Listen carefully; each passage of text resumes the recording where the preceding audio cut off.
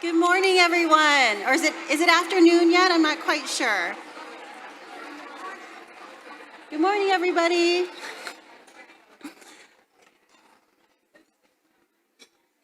Hello, everyone, and welcome to the Port of Long Beach luncheon celebrating women in the goods movement industry. I hope you guys are all doing well and had fun outside. We haven't convened in person since 2019 due to COVID-19 restrictions. We're still being very careful though, but this is one of our favorite port events, and it's great to be back together again. I'm Stephanie Montoya Mariski, the Port of Long Beach's Assistant Director of Communications and Community Relations, in for my boss, the Director, Carrie Giroux. Among other duties, my team is responsible for the Port's comprehensive education outreach and workforce development programs, where we help people learn about and get training in amazing career opportunities in international trade. And now, we'd like you to see and explore the Port video featuring two of our community relations community teammates, Veronica Quesada and Anthony Pelasasa, who will show you what the Port of Long Beach is all about. So please roll.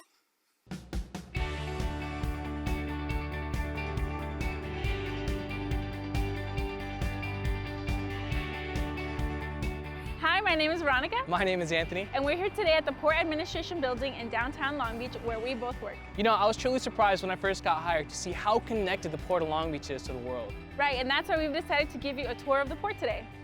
To get a bigger picture of the port is a little difficult because of how large this place is. And that's why you see a lot of footage from helicopters and drones in our videos. Right, and that's why today we brought a Mini with us to help us get a little bit more oriented. All right, so are you flying this puppy or am I? You, but for those of you watching, please know that in order to fly a drone at the port, you need to get a permit first. Yes, and that's very true because of all the equipment and moving factors here at the port, from workers possibly being distracted to security possibly thinking there's a breach in the airspace. Great, so now that we know that, let's get this in the air. So here you're going to be seeing more than 3,500 acres of land and waterways. There are about 22 terminals where the dock workers are regularly working to load and unload the ships from all over the world. Yeah, and as you look down and you see all those containers, imagine the stuff inside them, like electronics, clothing, furniture, and even food. It's taken to every region all throughout the United States and all over the world. Sheesh, incredible view, isn't it? Yeah, it really is, but I know sometimes it's hard to fully grasp the impact that the port has. For example, when I talk to my cousin who lives out in Chicago, I know that some of the things that are in her house came through the Port of Long Beach. Yes, sir. So what we're going to be doing now is getting the drone back in the air to look at more footage of the port. Yeah, and there's a lot more than just household items as well. We also unload cars from special ships that look like floating parking garages called ro-ros, roll on, roll off, and other things like petroleum, salt, grain, and even big bulky things like windmills and other equipment that don't fit in the container, also known as break bulk. Oh, and you see that bridge down there? That's the bridge that the port built to replace an old one that was not made for what we need today. The new bridge handles thousands of cargo trucks and commuter vehicles every single day. The bridge is wider to handle all of that extra traffic and even higher to allow for big ships to easily pass underneath it.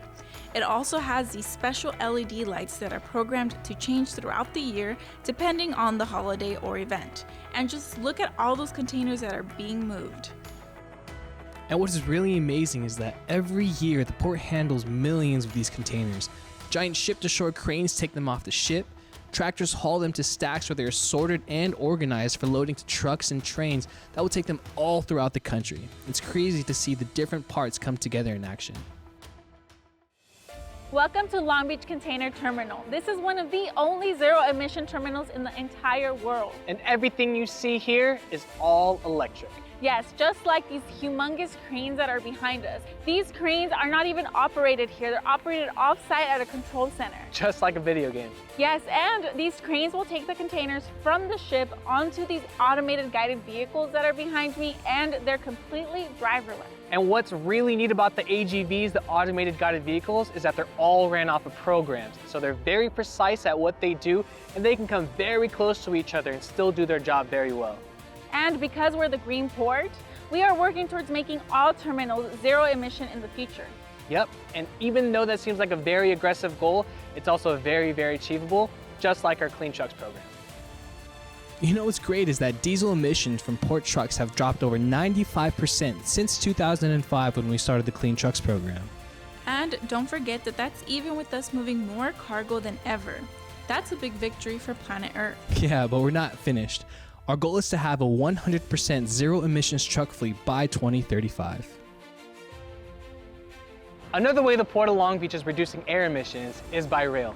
And one fun fact, just one of our trains can reduce up to 750 truck trips off of the road. That is correct. So the Port of Long Beach is investing over $1 billion in the next 10 years on rail infrastructure alone. This will allow us to move more cargo via rail, and it'll also let us build longer trains, up to 2 miles long. Oh, and did I mention that these cranes behind us are also all electric? Now, as you've just seen, the port is enormous, and that means a lot of jobs. Actually, 1 in 5 jobs here in Long Beach are port related. Yes, but before we go, we just want you to know that our commitment isn't just to cargo, it's also to our entire community. That's why we've partnered with our local schools to develop the best educational and workforce development programs in the United States. And we do so much in our community that we're actually better off leaving that to another tour. Yeah, that's actually a good idea. Anyways, we really do need to head back. So that's going to be it for us today. Thank you for joining us. But don't worry, there's going to be many more tours where we're going to go more into detail as we explore the port of choice. Bye. Bye.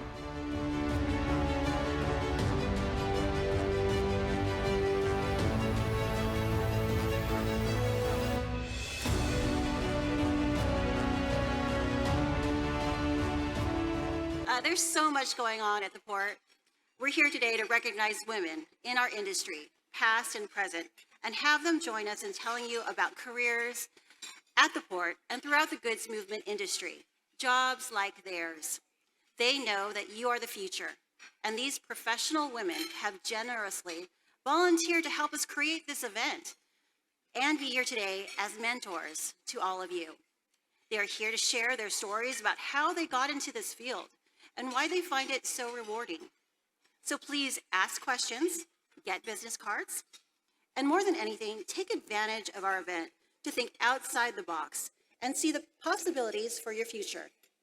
Let's take a look at another Explore the Port video as Anthony and Veronica show us how the port is connected to the community through tours, community events, and education outreach. Go ahead and roll it.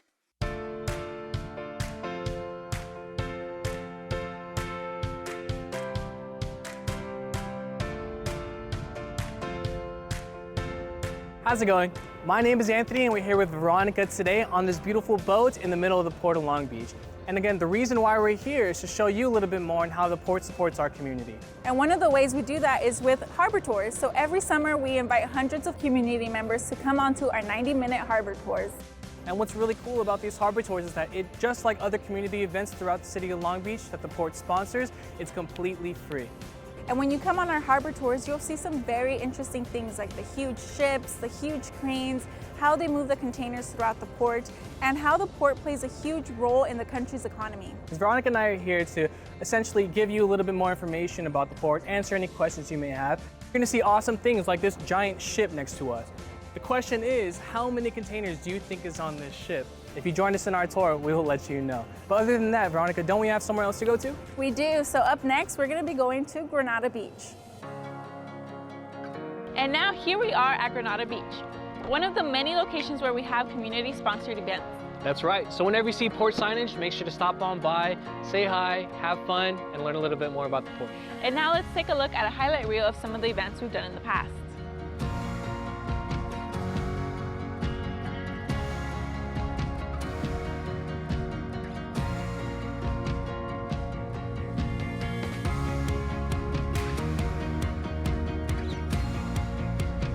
So, where to next? Oh, I think they should learn more about our educational program, so why don't we go to Cabrillo High School? Let's go.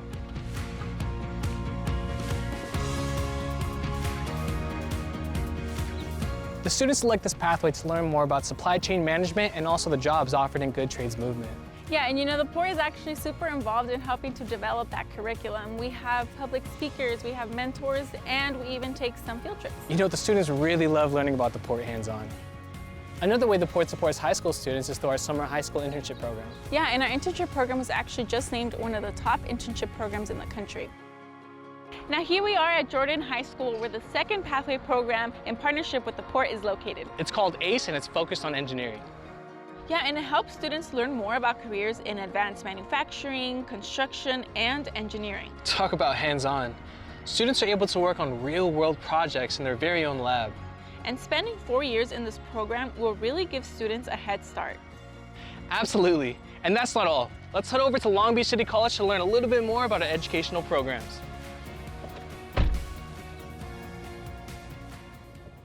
Welcome to LBCC. This is home to the Maritime Center of Excellence, where short-term programs are in place to help people get jobs in the logistics industry that don't require a college degree.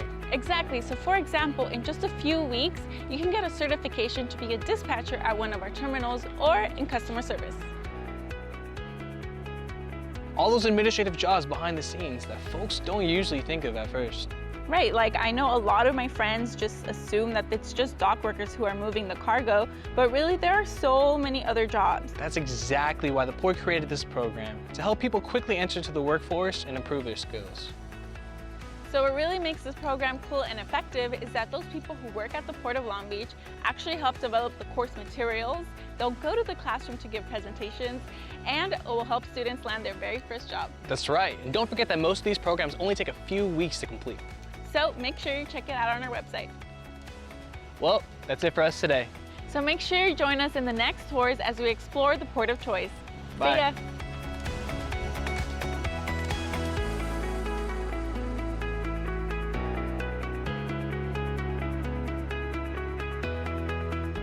That was great. And, honestly, that really was just a very quick look at the many ways the Port engages with the community.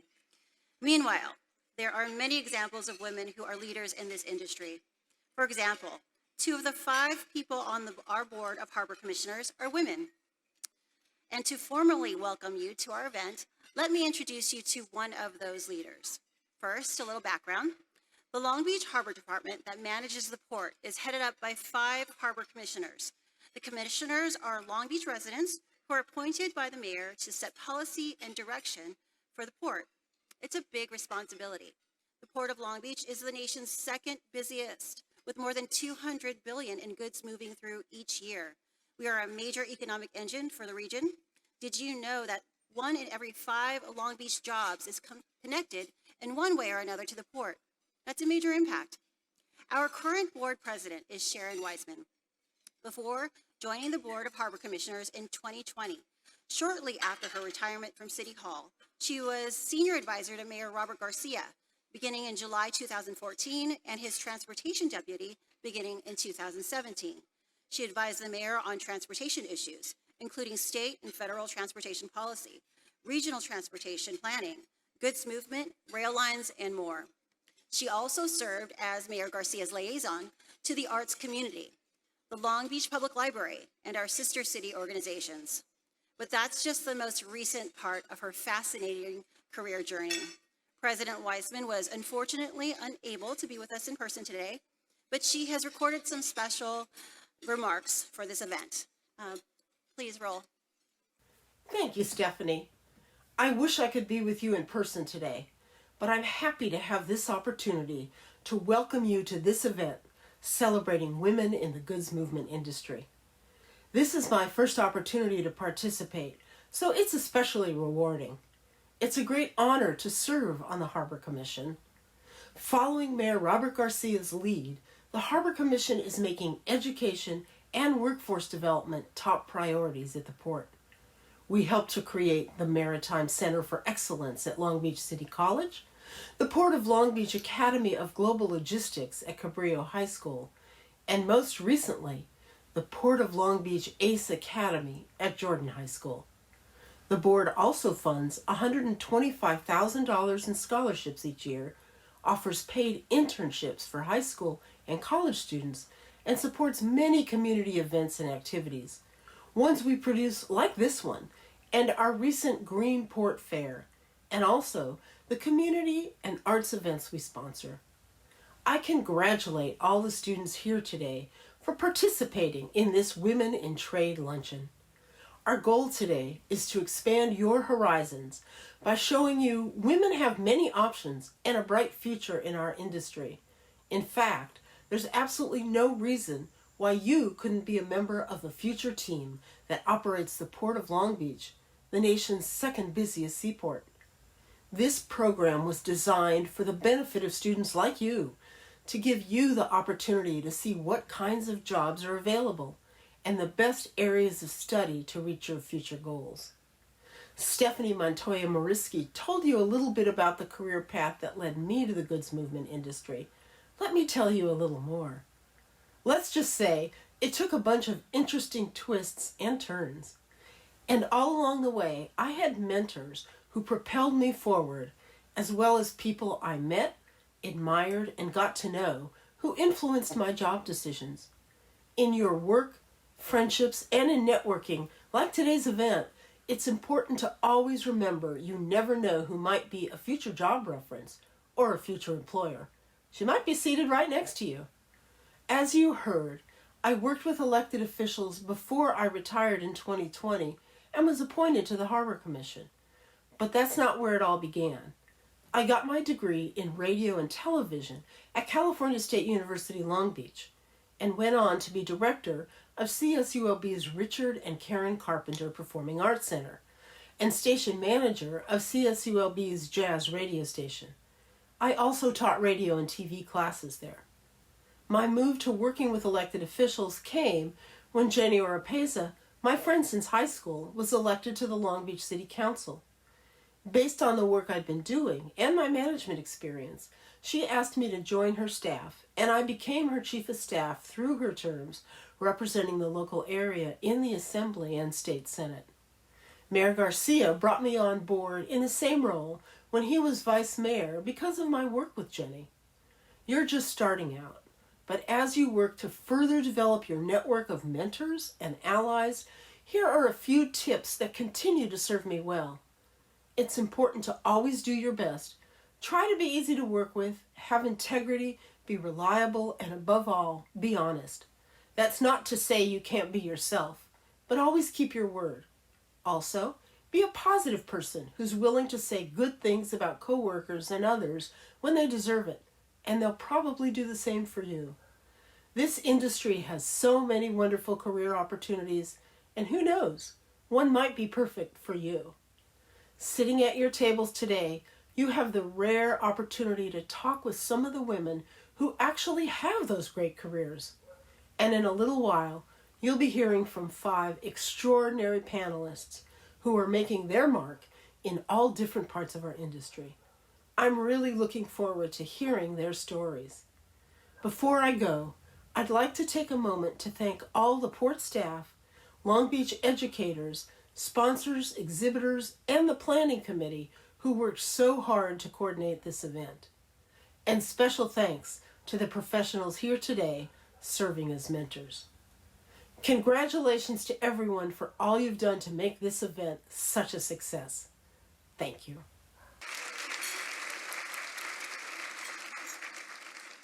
Thank you, President Weissman. So this event started in 2011 during the Port's centennial year, and we think we've managed to continue to improve the event each time we've held it.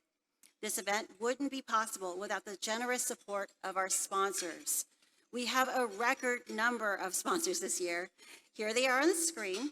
Let's give them a big round of applause and thanks to all the sponsors.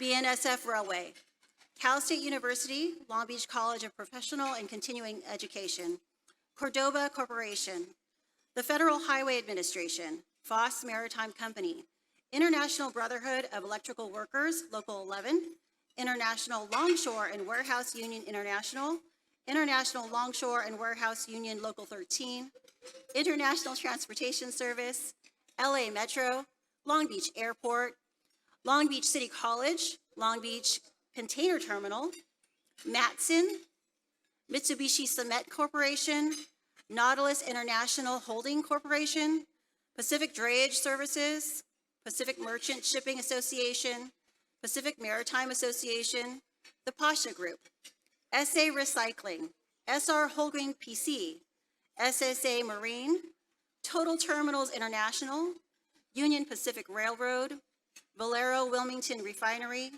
Watson Land Company, and lastly, but not least, the Port of Long Beach. Join me in thanking the exhibitors who are here today showcasing their career opportunities. Now, if you haven't had a chance to visit the booths earlier today, be sure to stop by after the program. They will be open until 1:30. On the screen, there's more, folks. You'll see the schools that are represented here today. Browning High School,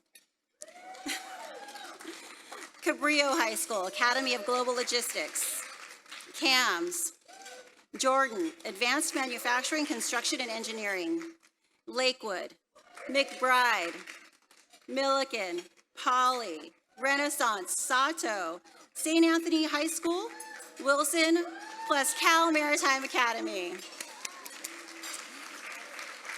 You all know that this event wouldn't be possible without our education partners, so special thanks go to all of those people. From Long Beach Unified School District, Kim Irons, College and Career Readiness Program Facilitator, Mickle McBride, Assistant Director, Workforce Development, and Renee Shipman, Assistant Director of Pathway Design and Development at Long Beach Unified School District. All the teachers and chaperones here today, please thank you. And from St. Anthony High School, President Christine Tucker. Another round of applause, please, for our education partners.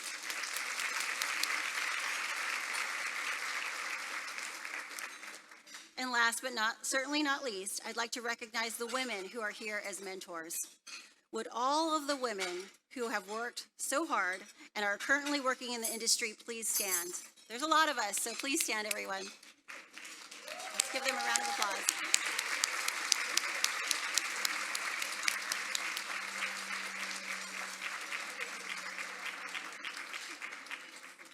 Thank you all for being here. Now, lunch should already be served, and hopefully you're all eating, but please take this opportunity to introduce yourselves, and we ask the maritime professionals to help get the conversation going. Questions are going to be up on the screen as well. They'll rotate, and you'll hear a bell, and it'll go to another question. And it'll just spur the conversation and keep the conversation going. Please talk about our industry and ask as many questions as possible. Thank you for participating today, and please enjoy your lunch. Before we continue our program, if we could just take a moment to thank our servers for the wonderful lunch that we just had. Thank you very much. So nicely prepared. And I hope you all enjoyed your conversation at your table. Everyone had some lively conversation. It was very loud, and so it was good. It was very encouraging.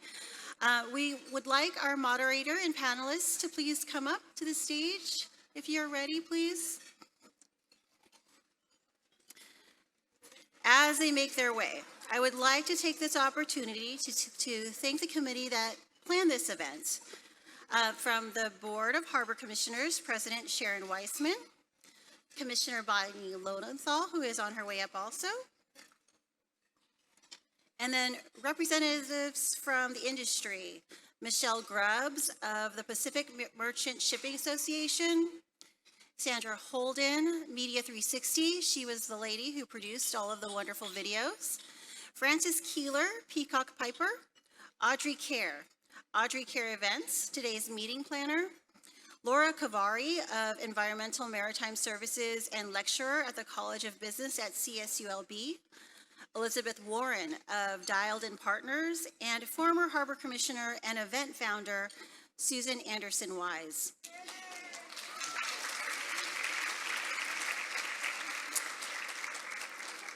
And from the Port of Long Beach, Shauna Espinoza, Executive Officer to the Board of Harbor Commissioners.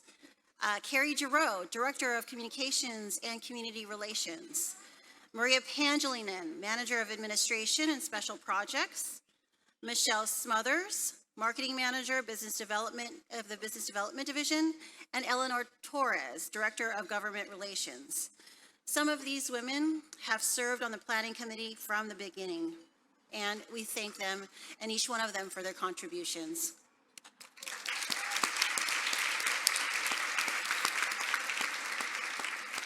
So it looks like we're ready to begin our panel discussion. Our moderator today is another one of our Harbor Commissioners, Board of Secretary Bonnie Lowenthal. Commissioner Lowenthal began her career as a licensed family counselor, mental health consultant, and educator. Before entering politics, her work in Long Beach was rooted in the local Cambodian and Latino communities.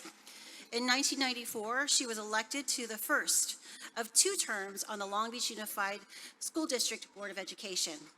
In 2001, she won the first district city council seat and served until 2008 when she was elected to the state assembly. Among other important responsibilities at the state capitol, she chaired the Transportation Committee and the Select Committee on Ports. And as you can see, she's a leader with deep experience.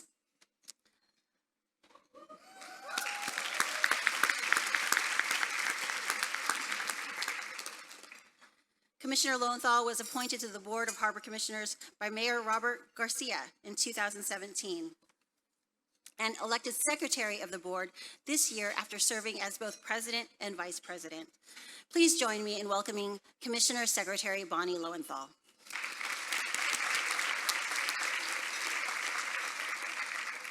Thank you so much. Is this on? Can you hear me? Yeah, is that a yes? Okay.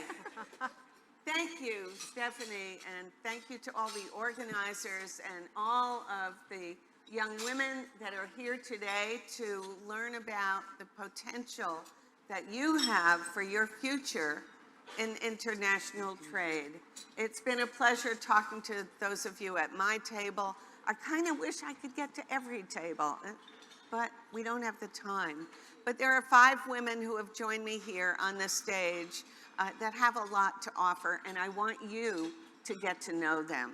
So I'm going to kind of go one by one and ask them the same questions. I don't know, I may mix it up, I'll decide. But let's start out with my friend, the Honorable Vivian Malauulu. Yes, yeah. And Vivian, can you tell us a little bit about where you're from, why I have actually called you Honorable as your title, and maybe some of the things that happened to you along the way, barriers for women, how you changed your career. Sounds good. Thank you, and thank you, Commissioner Lowenthal. Before I begin, I just always want to take a moment. Can we please give a big hand to the staff that has served us this wonderful lunch and just say thank you to them. Thank you, Vivian. Thank you. And also, of course, the organizers in the port. I was born in Honduras. Anybody here from Honduras, Central America? Extra credit if you do. Yeah. Oh, really? Nice. Paisana. Catracha. I came to this country when I was 7 years old. I was actually born Vivian Ramirez. I came to this country when I was 7. My mom, who is sitting there, married my stepfather, he passed away. He was African American and he adopted me. So my name changed and I went from Vivian Ramirez to Vivian Williams. And I had to learn to speak English very quickly. I spent my first night in the United States flipping a light switch on and off and flushing the toilet because I grew up dirt poor and we didn't have running water and we didn't have electricity in the house. So it was a very impoverished early childhood, and then coming to America and seeing paved streets with running water and electricity was a culture shock. And then I got married and I became, not when I was 7. Promise I wasn't a child bride. I got married and my last name changed again to Vivian Malauulu. My husband is Samoan. He's here with our 2 sons. We have 2 girls, but they're in college. And actually, my daughters have sat here with you. They both went to St. Anthony High School, so they've been here as students. So St. Anthony, go Saints. I'm a career, and I'm going to try to go really quickly because I understand that we have wonderful other panelists you want to hear from. I'm a career educator. I went to school to become a journalist, worked in the industry, worked for KMX, Canal 34, Univision. I was a Spanish field reporter in the 90s, and I didn't like it. I didn't like it. It wasn't for me. I didn't like chasing ambulances. I didn't like the whole atmosphere of a bad news day because nothing bad happened, and a good news day when something good happened. It just wasn't me. I transitioned to teaching. I went back to my alma mater. I have one of my students here from Banning High School who is now my union sister that I invited, and it's amazing to see full circle. And then I hit the lottery. I became a longshore worker, and the only thing I don't like about my union, the only thing is that we don't hire off the street. You literally have to mail a postcard, and my husband and I both mailed in postcards in 1997, and we both got pulled in the ILWU PMA lottery.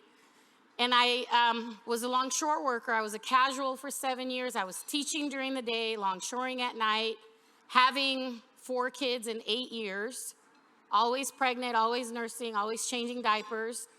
And then I got registered into ILWU Local 13 and worked nights because I had to do this thing called 70%. So I would longshore, drive my UTR at night, and teach during the day until my husband finally said, I did that for 2 years.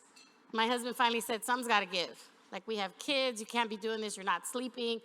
So I departed teaching, continued longshoring, became active in my union, volunteering, attended the first Women in Trade event as a representative from Local 13, sat at a table with wonderful women I still keep in touch with.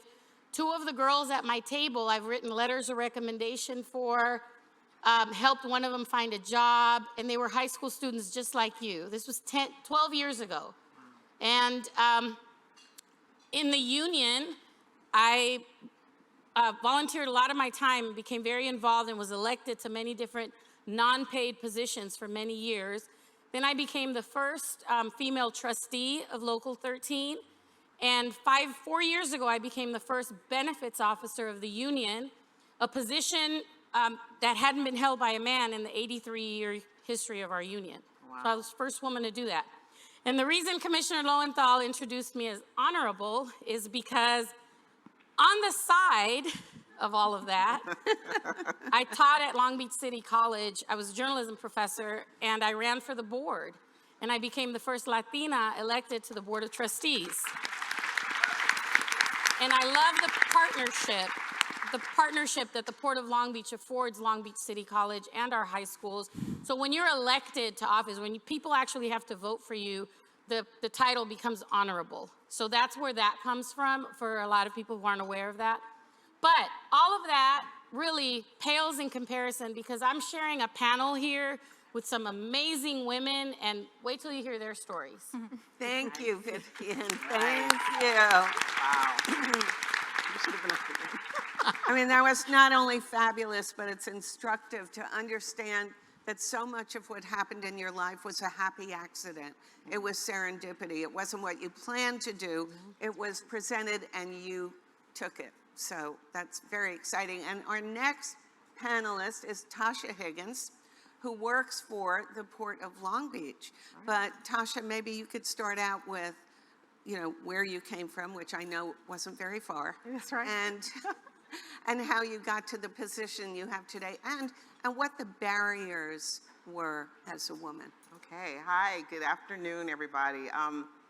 Go Browning High School, Bisons. I have 2 daughters at Browning, so awesome to see you guys here. I grew up not far from here, Gardena, California, just a few miles down the way, and I went to local schools, and I went to UC Irvine. Pretty boring as far as this comparison to Vivian, Honorable Vivian here.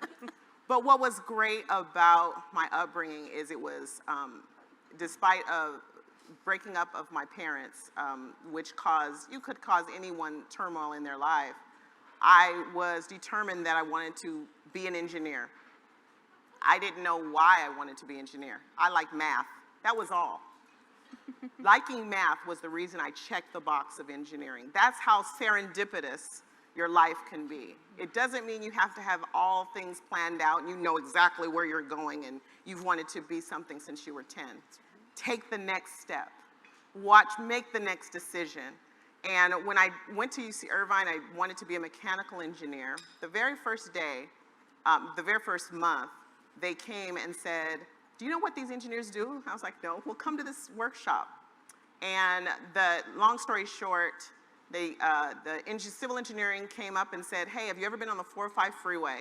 And all of a sudden it comes to a screeching halt. And everybody in the room was like, yeah. He said, you gotta be a civil engineer, join my class in CE 121 and you'll find out.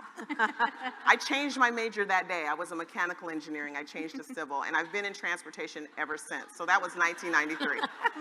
And I love transportation, even more trade. I was telling my table how being from Caltrans to Metro to the airport to the port, it's international. It's amazing working at the port. So some of the barriers that I've experienced, I'll tell you, in the first few weeks, one of my first class, the professor did not want women to be engineers. And he pretty much said that you will not graduate. And you turn to your left, well, this is my left, turn to your right, that person will not be sitting here. I dropped his class like a hot potato. I said, I can't take his class. I got out of that. And he was teaching again the next year. I said, nope, not taking it that year. By the third year, which was the last year before I had to take it in order to graduate, he actually went on. So don't be afraid to drop a class, I'll tell you, if you have someone that doesn't want to believe in your dreams. Being in a civil engineering field, being the only woman, and likewise, many times the only African American at all, so I represent both groups. It can be very challenging. But I'll tell you what I told my table just a moment ago, right before I came up. You will have fear in your life. Fear is a guarantee, expect it. The only thing that can limit you is if you allow that fear to paralyze you. You feel it, expect it, and push past it. Get past the fear, and you can accomplish anything. Yeah. Thank you. Thank you so much, Tasha. And now, Captain Christy Bernstein. Yeah, look at all those medals. Look at that. Christy, if you could tell us a little about where you came from. Absolutely. Well, first, it is an honor to be in this room with such amazing women. I was walking about all of the booths earlier, and it was just fantastic. So thank you again for coming, and thanks for having me. I was born and raised in Miami, and I decided to join the Coast Guard right out of high school. Not something I planned at all. I wanted to play sports, and the Coast Guard Academy gave me an opportunity to play softball and potentially play volleyball. So I was all in at that point. I thought I was only going to spend the 5 years, they call it 5 and dive, and move on to something else. And now 28 years later, I'm still here, still proudly wearing the uniform. And it would probably take an hour to weave you through my entire career because, as some of our panelists have already said, it's unexpected. You never know where it's going to take you. Some of the barriers, at least 28 years ago, there weren't a lot of women, and there certainly weren't a lot of Hispanic women in the military. So I found myself the only woman on ships, and I was on 3 of them. I think the most women on the larger ships was 5. So certainly a lot of barriers in learning how to lead, learning how to be authentic. But the one thing I would say is don't accept no as the first answer to things. Similar to you, people will tell you no, and don't accept that as the first response. If you have a dream, follow it, and just keep moving forward. Yeah. Awesome, thank you. And our student, Tony Alvarez, has a wonderful story. Can you talk a little bit about Cal Maritime? Yeah, what would you like to know? Well, first start out with where you're from and how you got to the place that you're in today. All right, yeah. So I'm actually born and raised in Wilmington, not too far from here. Okay, Wilmington. Also a Banning alum. Bee house. So yeah, so I grew up obviously right here around the port. You know, you always see the big ships coming in and out, but I didn't realize that it was something that I could do. And I ended up doing an internship program through Banning with the Los Angeles Maritime Institute, and they take out these classic giant wooden sailboats out on the water to and from Catalina all summer camps with kids ages 13 to 18, fell in love with being out on the water. And thankfully that summer, through the internship program, they did a presentation about Cal Maritime and mentioned the marine transportation major, which is where I'm at. I'm in my 4th year with that. Looking to graduate in June.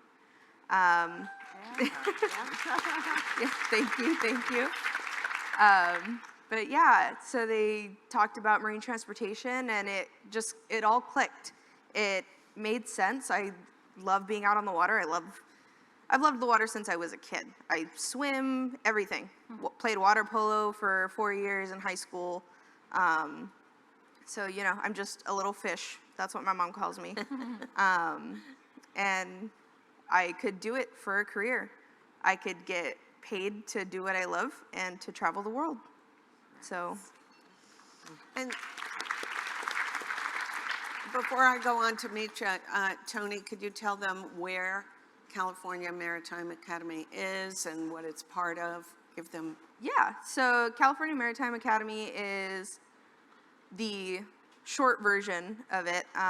It's actually called California State University Maritime. We are part of the CSU system, one of the 23 campuses. We're very small. We only have 7 majors total, marine transportation being one of them. And we're in Vallejo. We're kind of across the bay-ish from San Francisco. You could take a very short ferry ride. It's about an hour and a half to get to San Francisco if you'd like. But yeah, we're near Benicia, Concord, Martinez, San Francisco, Berkeley. And Tony, how many women are in the university as a whole at Cal Maritime? I don't know the exact number, but the total student body on campus is somewhere around 1,000 kids, with about 15 to 20% being women. Well, I think that's really important because the woman who was on the Harbor Commission for the Port of Long Beach that started this event, who is sitting over there, noticed that there were almost no females in going to Cal Maritime Academy. And so that's one of the reasons every year we do this, we always have a student, and we want you all to know that you as high school students can apply to Cal Maritime. So talk to your counselors. Yeah, a lot of the times you'll end up being the only woman in your class, or maybe one of 2. So it's very hard to run across a lot of women. I could see why she didn't really see too many around campus. Thank you. Thank you so much. Let's give her a hand.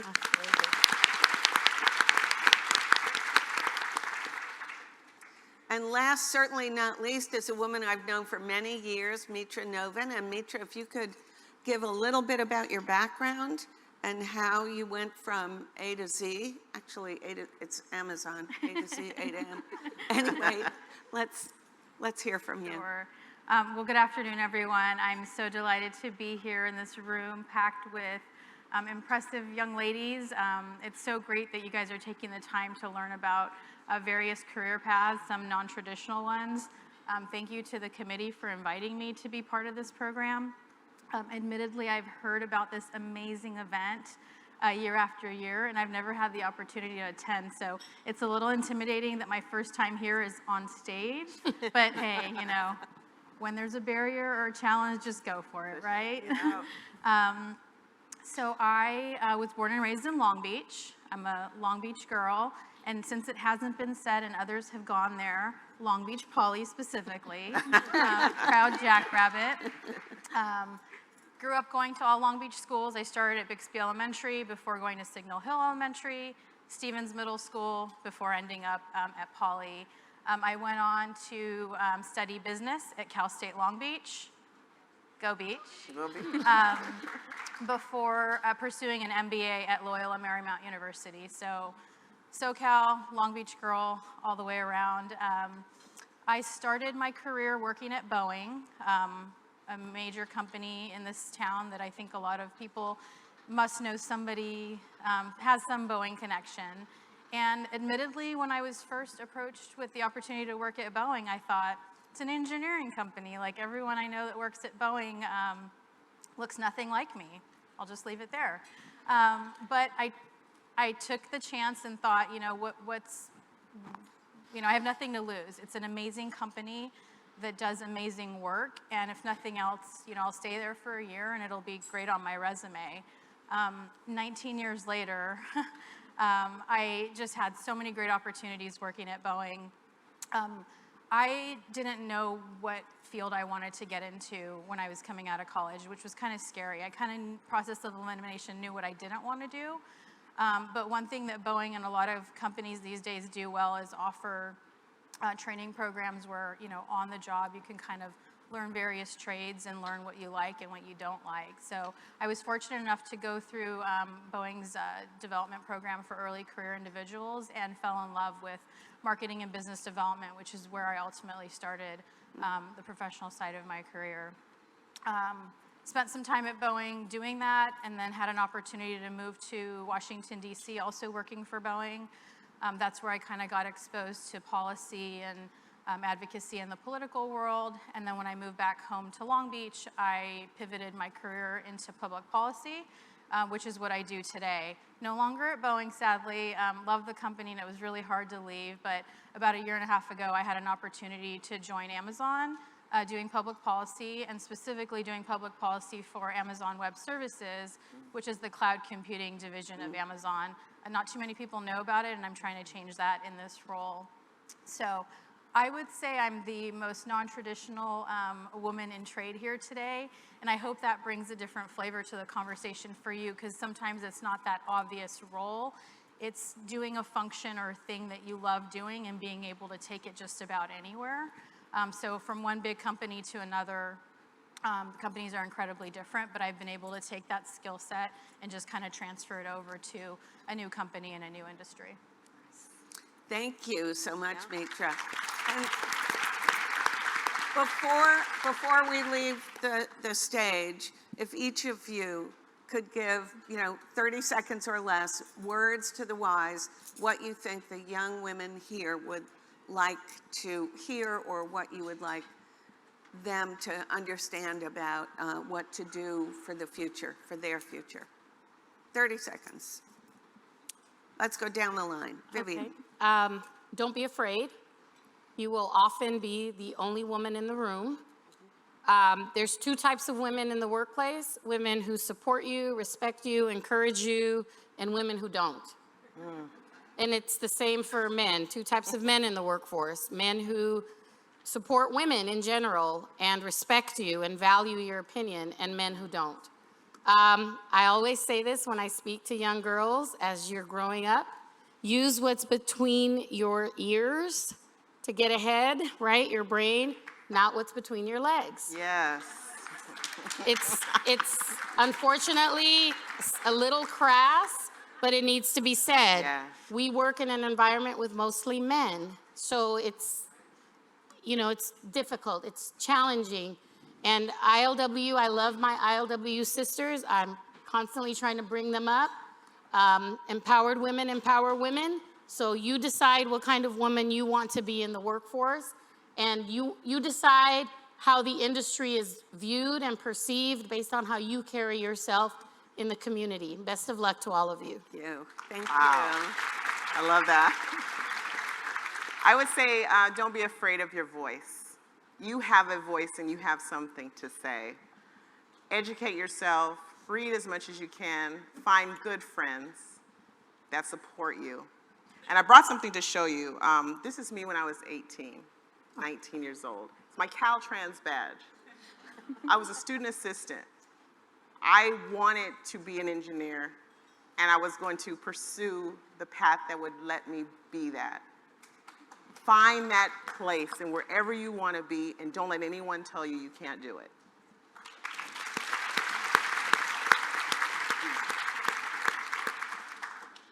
I think I would say always take that seat at the table.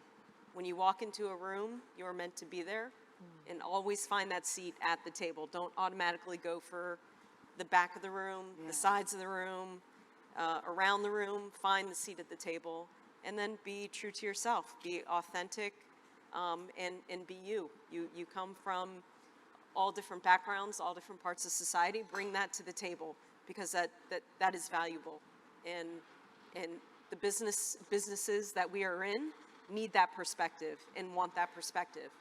So continue to bring it. Thank you, thank you, thank you. Tony. Yeah, so most importantly for all you seniors out there, if you want to make an impact on your future, get your college apps in, most importantly. But secondly, being a woman in a male-dominated industry, even just being in the college part, I haven't even gotten to the point where I'm the only woman on a ship yet, but it's still hard. So speaking to all you young ladies out there, don't be afraid to be the only woman in the room. Make yourself known, make your voice heard. Don't be afraid to take those opportunities just because it might be scary. Because I was scared at one point, and here I am sitting in front of a room of probably about 100 people telling you why you shouldn't be scared. So don't be scared.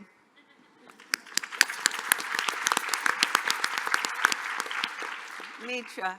Well, a lot of what I was thinking, I kept changing as they're going. So, seriously, you guys hit a lot of the things I was going to hit. I'll just add to that don't be afraid to align yourself with people who you look up to or who you admire. I was telling my table earlier, reach out to people who are doing work that you think you might be interested in, or studying something you might be interested in. Do informational interviews. Ask to shadow them. There's nothing more eye-opening than to actually like walk in someone's shoes for a day, and I think it's a newer concept, but like people are really open to it, and if nothing else, if you're like, I do not want to do this, like you lose a day or a couple hours, but you can probably spare yourself a lifetime of pain, right? But then you might see something that you're like, wow, this is calling me, like this is my passion, I want to try it out. So I'd really encourage you to pick up the phone, do informational interviews, ask to shadow people. I'd be shocked if someone said no, and you've really got nothing to lose.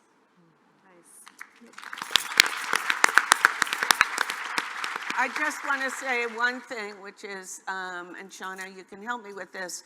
I think I was the 7th woman appointed to the Harbor Commission. Does that sound right?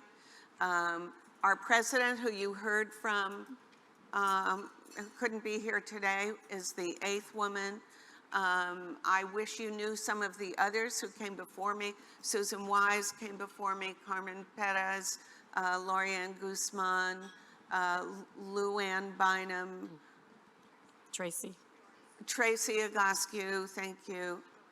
And Doris, Mother Doris. Oh my goodness, yes. And Doris Topsy-Elvord, who had also been the vice mayor of the City Council of Long Beach. And Louise Duvall, an attorney who was the very first woman appointed to the commission. So for those of you who have an interest in policy and government relations, this is where you might end up, and I hope you do. And thank you all for coming, and thanks to the panel. Thank you. If I can, I want to meet your family. Oh, sure. Hold on, I'm going to do a selfie. Come on, ladies. All of you in here somehow, some way. Oh my. Commissioner Lowenthal, okay, are we all in here? Uh-oh. This is going to be hard. All right. Yep, squeeze in. Okay, 1, 2, 3. All Love it. right. You guys rock. Thank you. Will you take, hold on. Can we get a picture of the panel? Maybe we can do. We're holding on. Back we go. Can I put my phone in your hand? Yeah, stay here.